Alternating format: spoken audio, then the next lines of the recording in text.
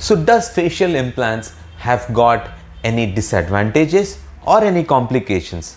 Hi, my name is Dr. Arun Panda. I'm a facial cosmetic surgeon, and we are often asked from patients who want to know more about facial implants, are there any complications related to facial implants? Just to make it very clear, there are always chances of complications during any surgical procedure. Unlike major complications, the complications which might arise from the facial implants are minimalistic and they are not very aggressive in nature. So let's try and understand what are the major complications which can happen. So sometimes what happens is the implants may not suit a patient's body and they might get rejected. So the other complications which can be there are basically when we are placing an implant, surgically when we are excising and opening the area. For example, when we are opening to place an implant onto the cheek areas, and when we are elevating, we normally go from inside the mouth and we open up this cheek area and we try and place the implants onto this cheek here. So there is a nerve here which is called the infraorbital nerve. There could be some amount of damage possibility which can happen. In the similar way, as mentioned, there are certain vital structures in your face. There are chances that there could be a temporary damage.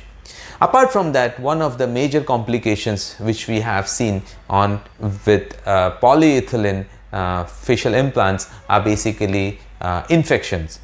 So once we have placed the polyethylene, the porous polyethylene facial implants, the body doesn't accept it and there is a rejection which we normally see, and you can keep on seeing the discharge from inside the mouth. In this kind of conditions, what we have to do is basically remove the facial implant. So this is an implant which I had removed a few days back from a patient who had got an implant done somewhere about 2 to 3 months ago, and there was a continuous discharge from that area.